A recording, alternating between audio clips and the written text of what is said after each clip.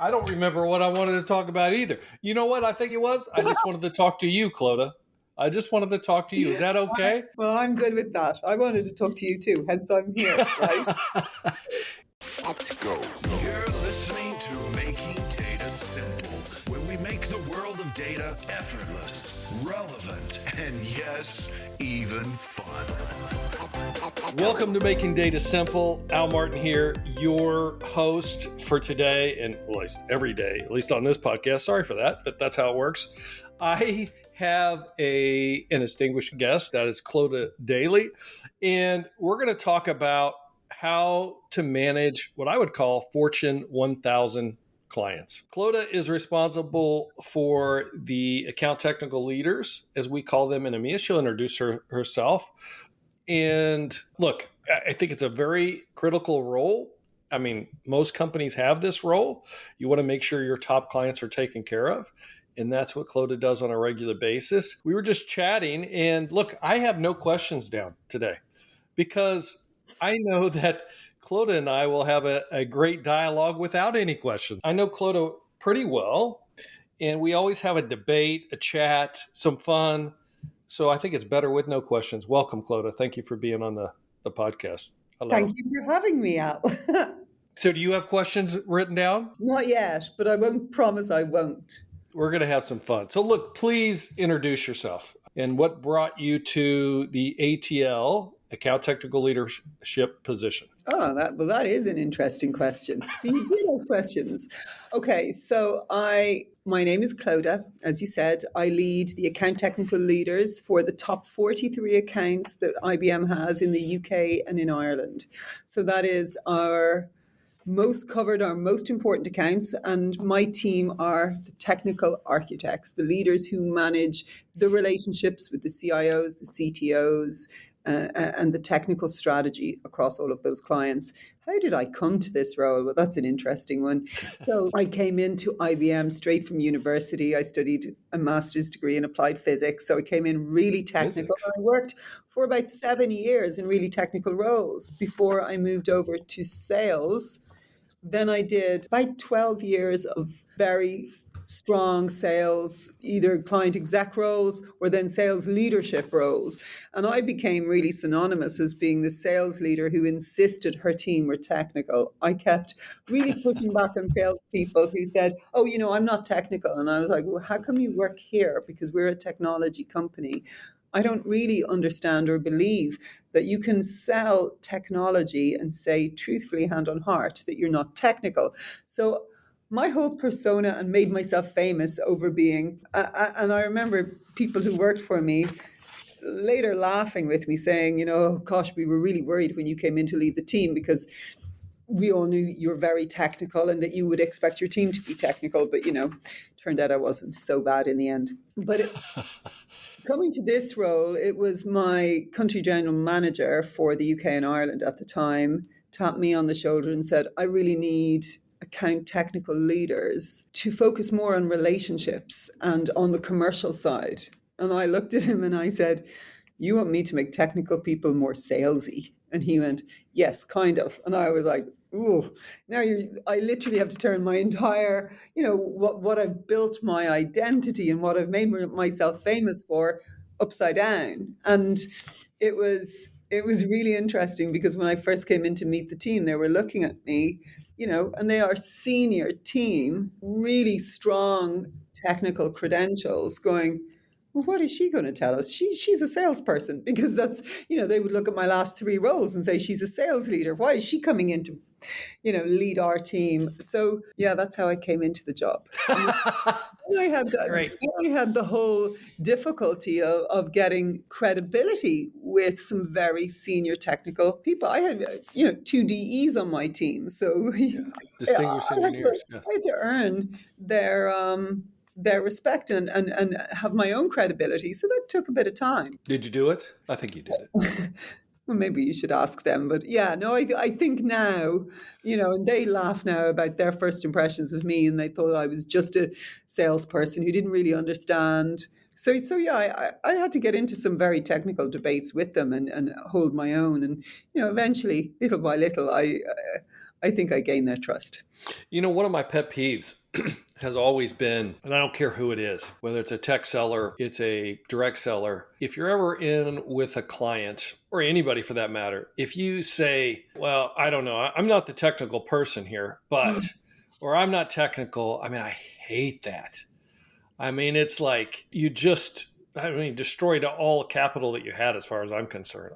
That's just one of my pet peeves. I don't care who says it. I can't stand it when somebody says that. Must be what we have in common. This is why we get on, Al. Yes. It drives me crazy. I'm like, and I always pull that person aside after the conversation. I said, you can't say that.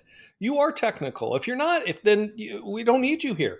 Going back to your conversation you just had, or you had with whoever it was, your boss or whatever, what does it mean when they said you need to be more salesy? Can technical and that salesy coexist? And don't you essentially sell by being technical? I wouldn't know how to answer that question, only for the fact that I went through it myself. And I went from being, and it's how you identify as a human being. I identified as being a technical person. I was always the girl at school who was really good at maths. That is the kind of persona I had. When I was in engineering, and I would look at salespeople and go, they're nothing but charisma and lies. And, there was a them and us. So I remember distinctly my first days in a sales role, because I said to myself, I'm going to try it out for a year or two, but I was not convinced I could sell, or that I could be that kind of person, because I knew who I was. And it took me, because I went into dealing with a lot of volume sales in hardware probably at the time, and you get involved in a lot of different deals, and I was participating in a lot of deals, but it wasn't until I found a client who had never really worked with IBM, and I led a deal from start till signing on my own, that I convinced myself I could sell. And at that point, it's like I kind of came up for air and went, oh, it's the same. You're just solving a problem. And it is no different from what I was doing. And once I actually got over that there is no trickery to negotiation, but there are rules around forging a relationship. And there is also the identifying the kind of people who I can sell to most effectively. And I realized a lot of people who are like me and who are quite technically minded and who came up through an analytical or a science kind of studies, those kind of people speak the same kind of language I do, and they are more likely to buy from somebody like me. Whereas there are different personas, and Al, I'm 5'11". I am a very tall woman. And some people who just don't like tall women, and they will not buy from tall women. And you've got to understand. And there's things like that within relationship building, that you will have an easy and natural relationship with certain personas, and you will be believed and trusted by certain people more than you will others. Understanding that is sales. And being on top of that is sales, and how you communicate and how effective you are in your communication, and whether you know how to shift from a really deep nuts and bolts technical conversation and architectural diagrams to netting it out to what the value will be. That is sales. But I didn't really realize that, and those were things I was doing anyway. So I think there is areas that you can say that is a sales skill, and you can say that's a technical skill. But today, in today's world, to sell effectively, ATLs need to have skills in both. And actually, when I talk to people across the organization who have an ambition, because they say, ATLs, you're at the top of the technical community in IBM. How do I get to be an ATL? And when I describe the role, that you are skilled in both the architectural nuts and bolts and the relationship piece and the sales and communication piece, they just go, that sounds very, very, very difficult. But it's not, but you do need to be that hybrid. Yeah, I think, I don't know if it's difficult. I don't know how I would describe it. Here's my secret. Not that I have a secret that anybody else doesn't have, but the secret is I'm responsible for technical sales, but I don't really consider the sales part. Meaning I'm technical, and it kind of aligns with our mission. And I truly believe this is our mission is three parts. And it's that trusted technical partner for the clients. It's co-creation, so we show and don't just tell. And it's to progress opportunities to client value. So if I start at the top, it's that trusted technical partner. That to me, that's where it all begins, and it's very deep. Forget about the salesy piece. Yes, I need to be able to get and lead a client discussion and sit in front of a C-suite. That's the sales part to me. But if I've got a technical background and I just tell it like it is, and there's some areas that maybe we win, some areas we lose, whatever, but I just tell it like it is, you become that trusted part. Trusted is so tough, right? But if somebody trusts you, they'll call you on any technical topic just to get your point of view. And that's where I know that I've got a relationship. And once you have a relationship, I feel like now you've got the technical background, you've got the trusted background, then you get the partnership and the relationship. And once you have the relationship, people will essentially buy from you because they trust you. You know that you're going to shoot them straight. They've got somebody to rely on. To me, that's the sales part. I got a lot of clients that come to me and say, hey, I'm using this competitive technology. What do you think? And my approach is not to, oh, you're crazy. Get off that competitive technology. You need to immediately come to IBM. I say, well, let's think about this. Let's talk about the pros and cons. Here's the benefits. Here's the technology as I would think about it. Forget whoever you choose, and let's have that discussion. I think that is, in my mind, technical sales. What do you think? I agree. I agree with everything that you've said, but let me challenge you on something. Yes, because this do is, it. I'm dealing with this on a day-to-day basis with my guys who love what they do. Almost across the board, they love what they do. They love talking technology, and particularly on the cutting edge. But I will pull somebody up and I'm trying to think of an example. Imagine you are having frequent discussions about a client about quantum and where quantum is going and how important it is in security. That client and that company have absolutely no intention of buying anything to do with quantum. I'm going to take that ATL aside and I'm going to go, great conversation, great credibility with the client, but you've got to focus your time. This is your IPL. This is what you get paid on. IPL being your performance plan, essentially. Sorry, just for the listeners. That's okay. I'm institutionalized. Yeah. These are the 5 things that you said in your client technical strategy when I asked you to document it at the start of the year. These were the 5 areas that you strategically were going to progress the client. Do you really think you have the time to sit there chewing the fat about quantum? So that is the sales piece of you have got to make this commercially work. You have got to have net new transactional software deals, and you've got to have them in our strategic areas, because we know if you keep selling legacy and talking about what might never come, we will be out of that account. And we are in an industry, and maybe it's a UK position. And I had an interesting conversation just now with our Geo GM who was talking about how difficult clients in the UK are, but it is a cutthroat industry. We are right now with Watson X going head to head. And I want to make sure that we are focused on where we need to win. And I am, and that's where the salesperson in me comes out. And I have to go, there is a part of me that is deeply competitive, and I absolutely will fight to the bitter end, because I know my client will be better off on Watson X and on an IBM platform, because I can see past the first 3 hills that they're considering into the mountains behind that. And, that is a quick description of an Atlas roadmap right there. But this is where we're trying to direct, and this is where you have got to have influence. So when I talk to ATLs about relationship with the client, yes, you've got to have credibility and you've got to have trust, but the most important thing you've got to have influence. If you can't influence your client, then what the hell are we doing? Yeah, but I think credibility and trust leads to that. Hey, look, you're talking my language again with influence. I read John Maxwell from way back when, and he wrote a book, is Leadership Equals Influence. And in the book, he pretty much says all kinds of different things, but he says at the end of the day, we can talk about all kinds of stuff around leadership, but leadership equals influence. No more, no less. And I totally agree with that. But here's what I would say. I think it's a yes and again. I do think, yeah, you got to prioritize. You got to be ultra competitive. I mean, you wouldn't be in a technical sales or even a sales role if you weren't competitive. That's the fun part of it, right? And you always want to, you always want to be in a little bit of a firefight. That's fun.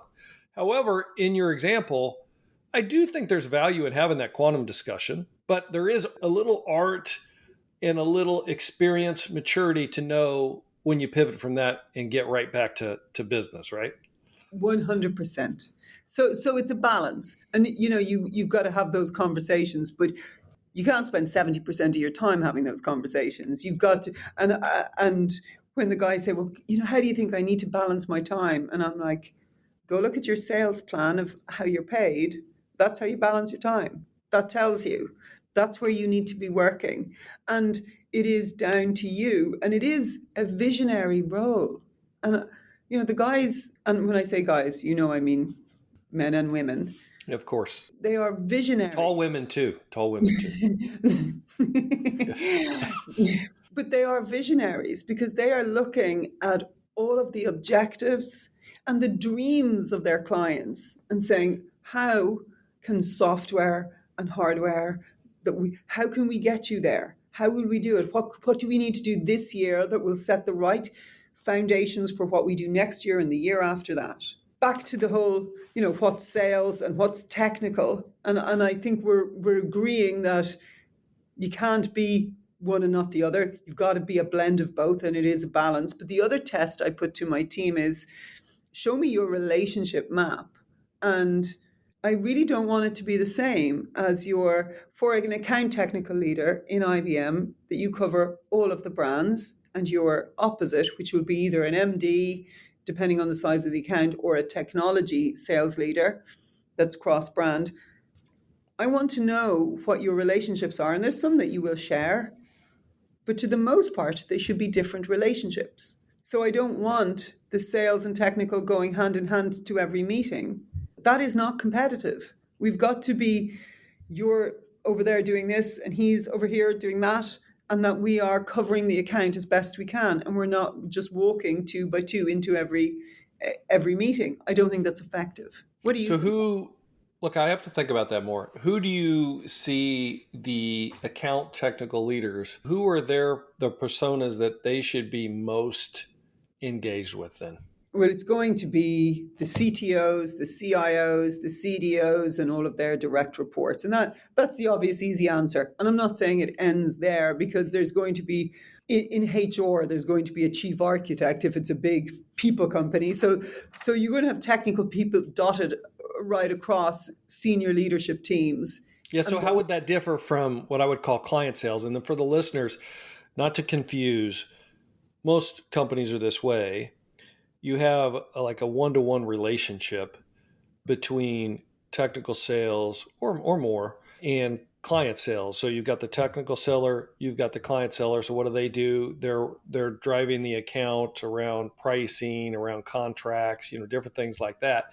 So who are the client sellers focused on? What persona differs from that of what you just mentioned? The answer that jumps straight out to my mind, that's the really obvious one, is procurement. I don't really need technical people spending ages over the contracting mechanisms. I don't need them to have a relationship, and it's probably the most important relationship for the sales guys to have. And then there's the CFO may need it depends on the CFO. There's some really technical CFOs. There's some CFOs who go, please don't bore me with that stuff. Actually, it also depends. It depends on the client persona. So what kind of CFO you have, what kind of CDO you have, but it also depends on the kind of account technical leader or the client seller, because you get client sellers who have quite good technical kind of feels, and there's certain, they can go in one meeting in before they really need to get somebody technical involved, where ATLs probably can typically go 3 to 4 meetings in before they want to bring a specialist on board. So it all depends, and we're human beings. We don't all fit into nice boxes. But I would say at a high level, I would expect an account technical leader to manage the CTO, the CDO, the CIO, and I would expect the client seller to manage the CFO and and the procurement. That's fair. That's fair. But I think there's a ton of crossover there, right? They're probably in the same room at some point or another, right? And so let's back up for a bit. Look, the account technical leaders, again, are responsible for, I would say, the Fortune 1000 clients. But that means some of them are responsible for the Fortune 10 clients. I mean, these are significant strategic clients that are running the world, no question. It's a very tough job. There's high expectations there. And I'm sure some of the ATLs worldwide probably struggle with me sometimes because I do have high expectations. There's no doubt about it. And I do expect them to be extremely technical. I want them to embody that trusted technical partner that we started with. The magic that I see with the account technical leaders is when they, again, personify that trusted technical partner, they get in front of the room in the forum that you described there, where you have the CIOs, the CDOs, you may even have the CFOs. You've got your counterpart in sales. You might have a managing director, and they're leading the room from an architecture and what we call a client technical strategy. I mean, you can see the focus within that room and the gears turning that everybody's trying to figure out, oh, this individual, whoever it may be, has really got a great map we call like an atlas, right? Of getting from point A to point B. And it may even be like third-party products in there. It doesn't matter. We're not talking products. We're talking a solution on how they accomplish their goals of where they are in current state and where they are in desired state. To me, when that happens, you have got that trusted advisor that always has a seat in that room, figuratively and literally, so that they're guiding the client. That's when it works the absolute best. You tell me, is there anything in there that's unfair? You think we're being too aggressive at times? Not aggressive enough? What do you think? I agree with you. It's a really difficult blend of person that you're looking for. So somebody who can go that deep, but also who is charismatic enough to be able to adjust depending on the technical level in the room and has that trusted, what would you do in this scenario? Or, is the person, and I've said this to you before, are you the person that your CTO or CIO picks up the phone when something goes wrong or something's happening or something, they have to make a decision on something and they need, they've three kind of options. Are you the person they call for advice? Because if you're not, somebody else is. So 100%, they have to be in the room and they have to be top of mind the minute a problem hits the table. Look, I'm not perfect. I'm continually learning. One advantage I think I do have is I spent a lot of years in support. And as a result, you get everything. Not even items that maybe are product related. It's just like everything goes wrong, you get that call. And it's like, oh, we got to figure it out. And the cool thing about it is I have never encountered a problem that couldn't be solved, ever. So in the back of my mind, I'm always thinking it can be solved. The other thing is I'm willing to accept those calls all the time because I got so used to it. I did it for so many years. All right, give it to me. Give me the next one. And I don't get so emotional. I just try to figure out where the issue is because I know it'll be resolved in the end. And most importantly, I find that dilemma brings opportunity, meaning I can be on a discussion with a client that's having a problem. It could be our products or not, going ballistic, even calling me names, whatever the thing is. I know that there's light at the end of the tunnel. And by the time we hit there, you've created that trusted environment and the relationship is so tight from that point forward because you were essentially in the trenches with that person. It's hard to break. And then from then on, you have one hell of a relationship.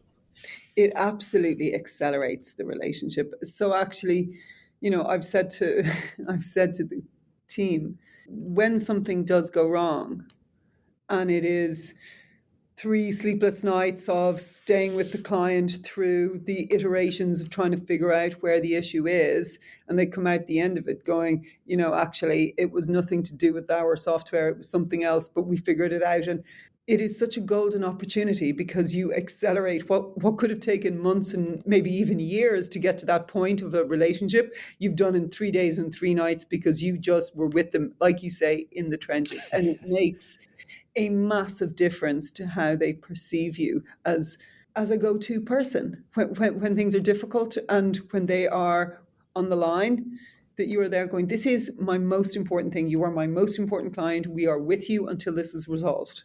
And I think that's extremely important. You know, it reminds me, though, I will say there's one frustrating part that I have had happen to me many times. And I think it's a testament to IBM. And maybe I'll give myself a little bit of credit here, too, is that I've had situations where somebody has chosen a competitive technology against my better judgment, and things go wrong, and guess who they call? They've called me up and said, look, we got a problem. It's a down system. I said, look, you're not even using our product. Yeah, but I know you guys can fix it. I'm like, are you kidding me?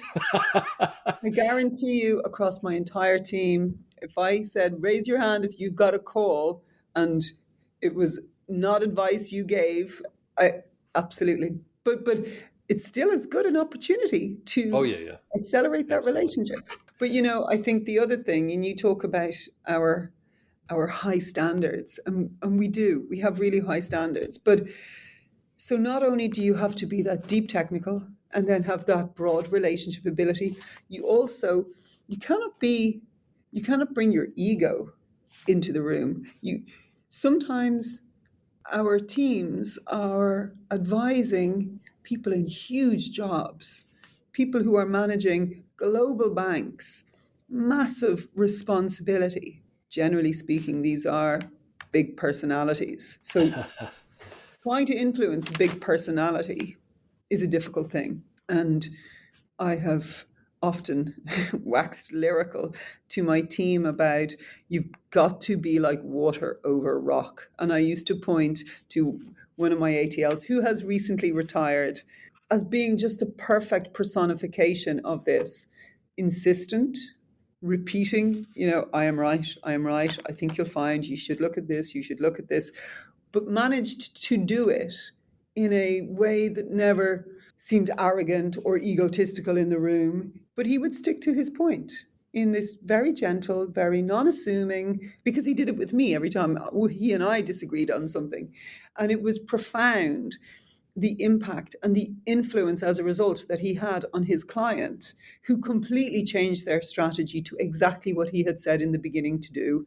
And it took him a while to do it. But had he swaggered into that room with ego and arrogance, he would never have been heard. He wouldn't got a second meeting, let alone had the relationship and the trust and therefore the influence. So you've got to have. So now what are we painting a picture of? We've got to have somebody who's deeply technical, who has that relationship ability and has that trusted credibility, but also manages to keep their own arrogance and ego in check, because the client is always. You got to be vulnerable. To your point, you got to be vulnerable. I think that's a key attribute for strong areas of influence, like you mentioned, you started the call with. I recall this one time, I had the opportunity to meet with a CEO of one of those Fortune 10 clients. I won't mention the company. So I go into his office. This office was as big as the floor of my house. I mean, it was ridiculous. Just crazy. He had like pictures all the way around. At the time, had pictures of him and President Obama shaking hands and different stuff like this. I mean, this major stuff. And I'm sitting in there, and when I came into his office, I'm sitting in this big old office looking around. First of all, it was interesting. He had the music on, like some rock music, and he was like on the computer, and he said, "Hold on just a minute," and I'm like sitting there. I'm waiting. He was finishing something. And then he turns to me, and ironically, he wanted to talk about support for some reason. He wanted my opinion. I mean, I was very, kind of intimidated, but I was starting to get upset because he was talking to me and the music was still going on. It was almost like it was a test, because I'm like, I can't hear what he's saying. I'm like listening in. Everything's around me. He's bitching about his support. He's going off and this and this and this. And I'm thinking, I've about had it. I'm listening to him, his whole spiel, and I said, "You want my opinion?" Because he was a character, right? You don't get to that position without a character. He goes, "Yeah, I want your opinion. That's why I brought you in here." And I said, "Is support a cost center or profit center?" And he was like, "Well, what do you mean?" I said, "It's a very simple question. Do you treat support as a profit center or a cost center?" He goes, "It's probably a cost center." I said, "Well, what do you do with costs?" What do you mean? Again, I said, what do you do with cost? You alleviate costs, right? And he says, yeah, I guess, yeah, I alleviate costs. I said, so my assessment relative to what I heard, you're alleviating the hand you're trying to reach out to customers. And as a result, you have poor support because of the strategy around it. You could tell he was kind of pissed, and he leaned back and he's looking at me. He's like, okay, fair assessment. And then we became friends after that. It was good at that point. But until that point, it was like I was on thin ice, and I thought I was going to fall through for a little bit. But, I didn't care. What is he going to do to me? I just get thrown out of the building. That'd be fine. But he took that advice. I was very vulnerable. I just, had an open chat and dialogue with him. You had an emotionally intelligent interaction with him, and he responded emotionally intelligently because he said, this guy may be telling me I have had the wrong approach, but he's telling me for my good. You've got to know when you can really question. The account technical leader I'm thinking of told the CTO of a major bank that I think your strategy is wrong, and I think it's going to get you fired. And he told him that repeatedly for about a year, and in the gentlest and softest of ways, but firmly and repeatedly until he listened. And he did. And he eventually went, okay, for goodness sakes, talk me through it.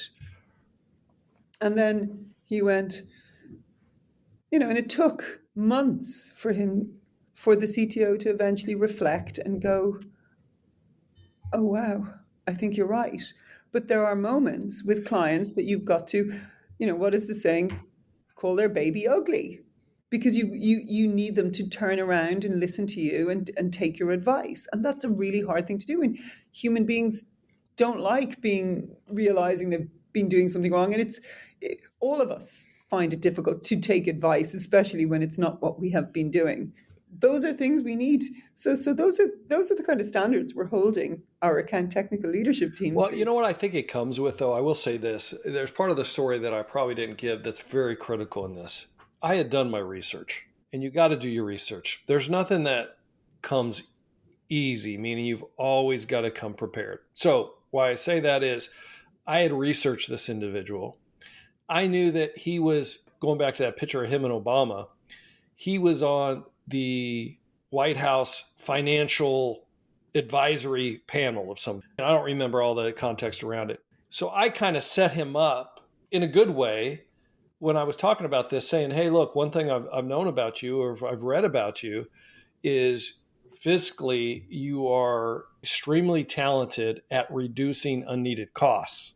I went down that path. Before that, I went into, now is support a cost center or profit center? And I think you're using your expertise to maybe a disadvantage here, because you're cutting out the cost, you're cutting support, where you need probably some investment there. Anyway, my point is it just comes with some research. So when I set him up like that, I gave him this big accolade, commendation on how good he was at financial responsibility and how he made this company what it was. And then I said, yeah, but in this case, you might want to rethink it. You had earned the right to say, there is a piece here that I can really help you with. And honestly, that's what he brought you into the office for. Otherwise, you're wasting his time. But you're right. There is a tenacity in knowing, have I earned the right? Can I say the thing? And it's also in how you say it, and whether you say it in a my humble opinion way, or whether you say, oh, you idiot, how have you not seen this? That and we need our teams to really understand that. And it is that sales acumen of reading the room and being able to know what you can say and how far you can take it. And there are days where you really zip it. Don't go there. This person's having a terrible day. They've been criticized 14 times before you walked in the room, and you read it and you go, this is not the day for this. So I think those are important. They're important things that you have naturally, and you clearly had that day. But you've got to remember it and separate them out to say, what are we looking for in account technical leaders? And it's all of those kind of skills. That was exactly the question I was going to go to next. All right, so back to account technical leaders. In your mind, in summary, what do you think makes up the best? What attributes make up the best account technical leaders there are? Ooh. So the account technical leader role is three legs of a stool, really. First one is what we've been talking about, the relationship with the client. So you have to have that credibility, the gravitas, and the influence. And to have that, you've got to have the relationship with the client. So you've got to be, you can't be so introverted. You've got to be outgoing enough to make those relationships and grow them to the point that we've been talking to. That's the first leg of the stool.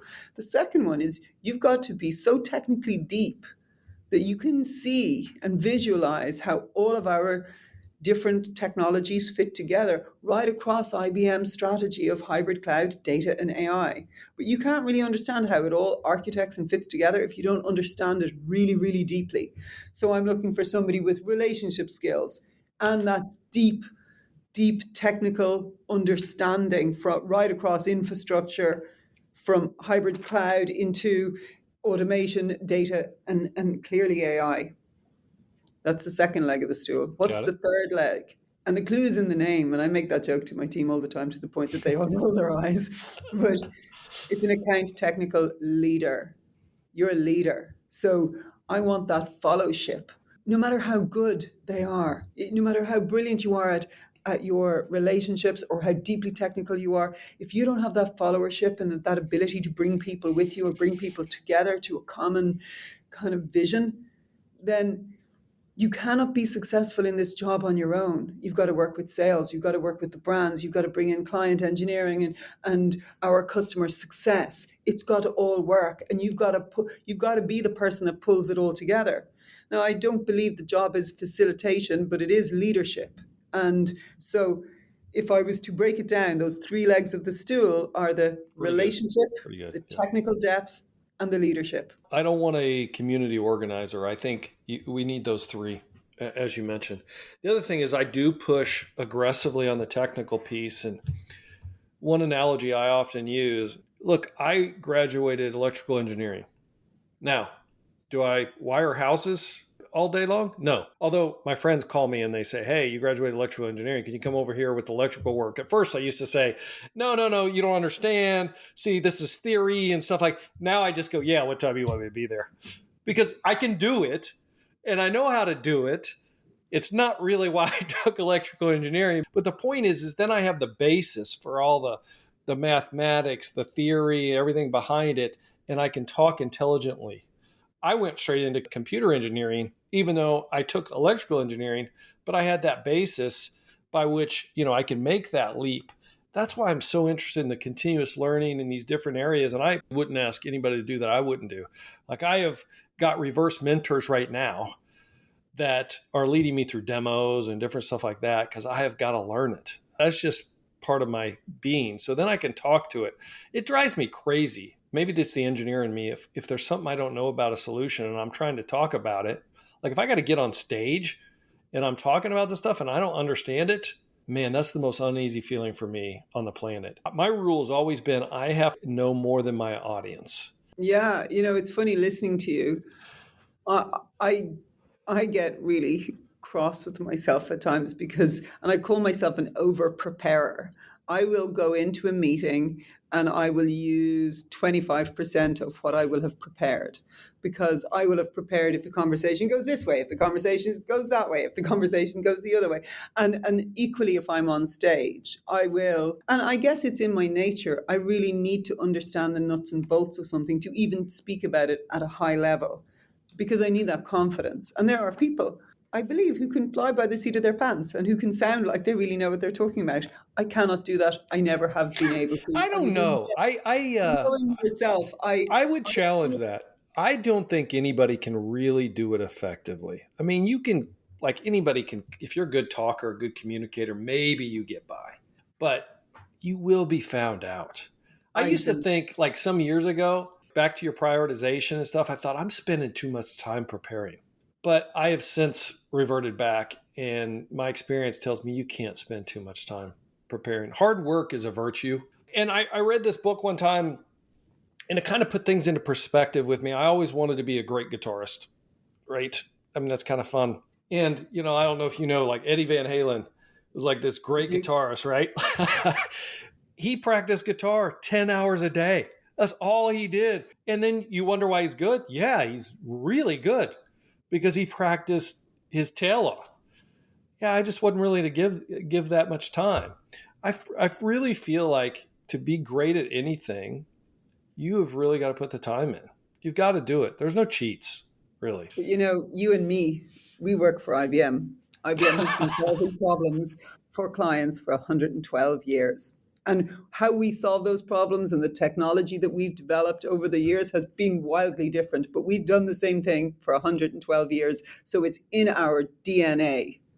It is how we are. And I think it is a common thread with IBMers. We are prepared. We are on top of it. We practice our craft 10 hours a day, 15 hours a day. Yeah, whatever it takes. I mean, that's sometimes it. whatever it takes. I think it is literally who we are, and it's who we've been for 112 years. I mean, I wish there was a cheat, but there's really not at the end of the day. I mean, you've just got to do the work. You got to study. You got to learn, continuous learn. That's why I talk to my kids about it all the time. They like, my middle daughter just graduated law school. She's like, yes, I'm finally done. I said, you are never done. You're training to learn how to learn because it's going to be continual. It's forever. Please tell me you gave her at least 24 hours. Well, yeah, but I have her dad. Yeah, I don't know. That's character flaw. I probably gave her maybe 12 hours. I don't know. We had a good party. We picked her up in a bus at school. We celebrate a little bit, but it never ends. I'm just telling you, I got to be honest too. That's life. Champions keep being champions, right? You've got to continuously learn and reinvent yourself. It's tough, but that's what separates the great from the good. Absolutely. And every day is an exam. Get used to it. Every day's an exam. See, you are just like me. All right. Well, look, I think we're nearing the end of time. I'm surprised how much we agreed on in the end. Yes, I know. I expected more debates. We need to try this again because I'm sure there's more debates. But look, I appreciate you. I love the way you think, even if we don't agree. I love the debates that we do have. So thank you for being on the podcast today. Thank you for having me, Al. I've had lots of fun. Yeah, always. Always fun with you.